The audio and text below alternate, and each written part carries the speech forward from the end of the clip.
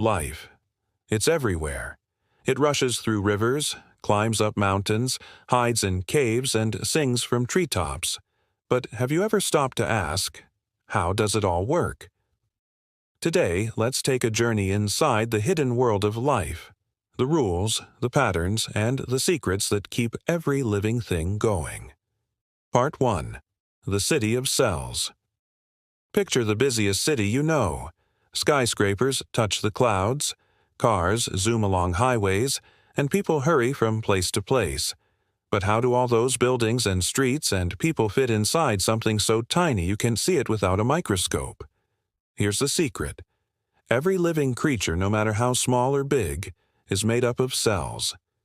Think of a cell like a tiny room, or better yet, like a bustling city.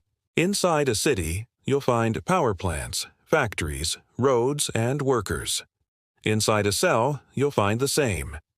Power plants called mitochondria, making energy.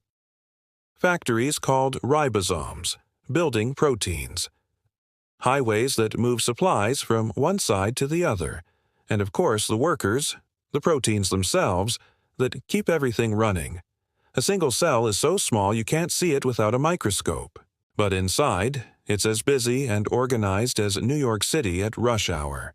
Each cell is like a miniature world, complete with power, production, and transportation. And you are made of trillions of these cells, all working together as one. Part 2.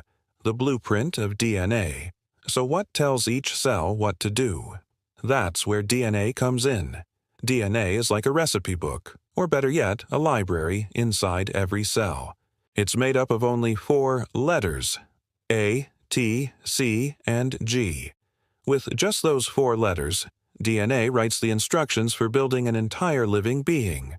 Imagine spelling out an encyclopedia using only 4 letters. That's DNA's magic. DNA holds all the information needed to build a body, to tell it how to work, and to show it how to change over time. It's like having a personal librarian inside every cell, ready to find the instructions you need. When a cell needs something, say a protein to help digest food, it looks into the DNA library, finds the right page, and copies the instructions. That recipe is then sent to the ribosomes, the protein factories, which follow the directions and build exactly what the cell asked for. Every single detail about you, your eye color, your fingerprints, the way your body heals when you're hurt, comes from this molecular instruction book. Part 3. Proteins, the workers of life. But instructions on a page don't do much unless someone uses them. That's where proteins come in. Proteins are the builders, the movers, and the protectors of life. They build your muscles and bones, carry oxygen in your blood, fight off germs, and even send signals in your brain when you're thinking or dreaming. Think of proteins as tiny machines, each with a unique shape that lets it do a unique job. One might be shaped to grab oxygen. Another might fold perfectly to fight viruses. Together, billions of proteins are at work inside you, every second of every day. Without proteins, DNA's instructions would just sit there like unread books on a shelf. Part 4. Energy, the fuel of living things. But life can't run on instructions alone. Every worker, every factory, every city needs energy. Plants get their energy directly from the sun. Using photosynthesis, they take sunlight, water, and carbon dioxide and turn it into sugar. That sugar is stored energy, waiting to be used. Animals, like us, can't make energy from sunlight. Instead, we borrow it. We eat plants or eat animals that ate plants. Every bite of food you take is really stored sunlight, passed down through the web of life. Inside your cells, that sugar is broken down in the mitochondria, releasing energy that powers every thought, every step, every heartbeat. Without a constant flow of energy, life stops. So, in a way, the sun isn't just in the sky. It's inside every apple you eat, every piece of bread, every drop of milk. The sun fuels us all. Part 5. Change, evolution at work. Now here's something fascinating. Life doesn't just sit still. It changes. When DNA is copied, say to make a new cell, sometimes small mistakes happen. These are called mutations. Most mutations don't matter. Some even cause problems. But every once in a while, a mutation gives an advantage. A bird with slightly longer wings might fly farther.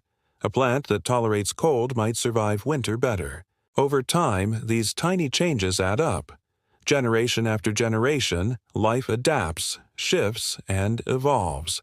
That's why fish learn to walk on land, why mammals grew fur, why your body can fight off diseases that didn't even exist in the past.